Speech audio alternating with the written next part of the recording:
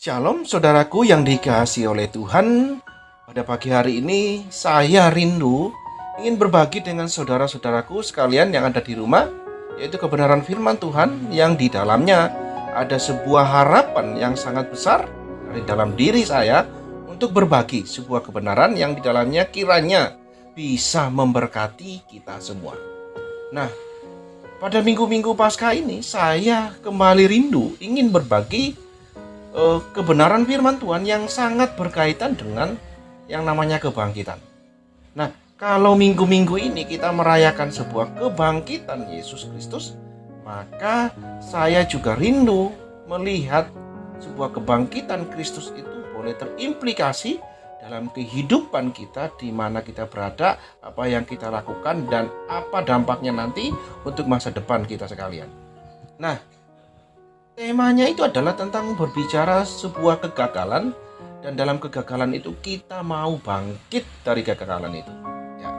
Nah, sebelum masuk pada sebuah tema untuk penjelasan secara singkatnya, saya rindu ingin memberikan dasar firman Tuhan untuk tema ini, yaitu terambil dari Matius 26 ayat 69 sampai 70. Ya.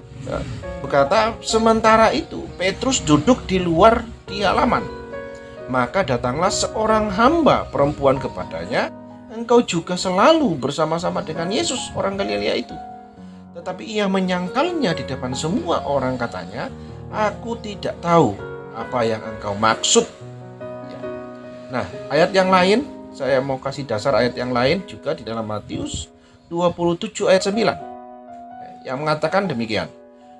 Dengan demikian genaplah firman yang disampaikan oleh Nabi Yeremia, mereka menerima 30 uang perak, yaitu harga yang ditetapkan untuk menurut penilaian yang berlaku di antara orang Israel. Nah, saudaraku, ini ada dua ayat yang saya baca ya. Dua ayat yang cukup berkaitan mengenai tema yang saya hari ini ingin bagikan kepada kita. Dua ayat yang keduanya memang berbicara pada tokoh ya, pada cerita yang berbeda. Satu yaitu tentang Petrus yang menyangkal Tuhan Yesus di hadapan banyak orang. Ya. Dan yang kedua adalah Yudas ya, yang menjual Yesus dengan 30 uang perak. Ya.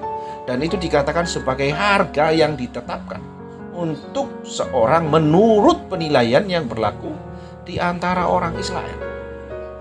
Itu dua ayat dasar untuk menjelaskan atau memberikan dasar sebagai tema kita pada hari ini, yaitu gagal dan bangkit lagi. Nah, saudaraku, mengapa Petrus jatuh pada dosa menyangkal Yesus? Mengapa Yudas tega menjual Yesus demi 30 keping perak? Itu dua pertanyaan.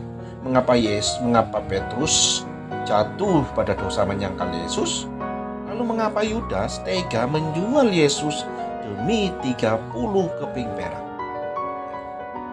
Nah, nanti kita akan lihat bagaimana korelasinya dengan tema yang hari ini saya rindu bagikan, yaitu gagal, tetapi dalam kegagalan itu kita mau bangkit. Ada dua orang tokoh, satu Petrus, satu Yudas. Yang satunya menyesali perbuatannya dan yang satunya tidak menyesali, ya, malah justru melakukan hal-hal yang tidak seharusnya dilakukan oleh orang percaya. Nah, saudaraku, Petrus itu tidak berani menunjukkan identitasnya sebagai pengikut Yesus. Jelas ya, ia takut ditangkap dan mengalami hal yang sama seperti yang dialami oleh Yesus. Makanya Petrus dengan jelas, dengan sangat gamblang, itu menyangkali dengan terang-terangan di hadapan orang banyak tentang statusnya sebagai murid Yesus. Nah, saudaraku, padahal ia pernah sesumbar mengatakan tak akan lari menghindari bahaya. Itu bisa dibaca dalam ayat 26 ya. Pasal 26 ayat 26, 33 dan 35 ya, dalam Matius. Nah, saudaraku, dalam belas kasih Tuhan ya. Kokok ayam itu menyadarkan Petrus akan kegagalan akan kegagalan tersebut, ya. Sehingga Petrus itu menangis terseduh-seduh. Ya. Syukur kemudian Petrus itu bertobat, bangkit dari sebuah kegagalan di mana dia menyangkali Yesus dengan terang-terangan. Ya. Nah, lalu gimana dengan Yudas? Yudas menjual Yesus karena memang hatinya dikuasai oleh materi.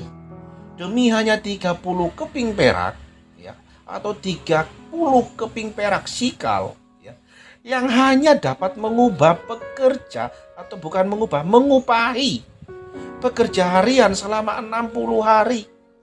Saudara, Yudas rela menyerahkan sang guru, sang Tuhan ke tangan para musuh. Sayangnya, ketika Yudas sadar dan menyesali kekeliruannya, ia malah bukan bertobat, melainkan bunuh diri.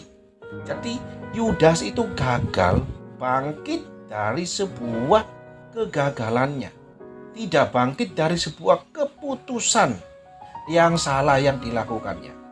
Dia malah lari kepada sesuatu yang tidak harus dilakukan oleh orang percaya.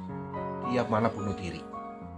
Nah, saudaraku, banyak orang Kristen jatuh seperti Petrus dan Yudas, menyangkali atau menjual Tuhan Yesus. Nah, saudaraku, agar permasalahan dari yang terjadi, ya, dalam kehidupan Petrus dan Yudas itu adalah mereka tidak memiliki iman yang teguh kepada Tuhan. Mereka tidak peka terhadap peringatan firman Tuhan.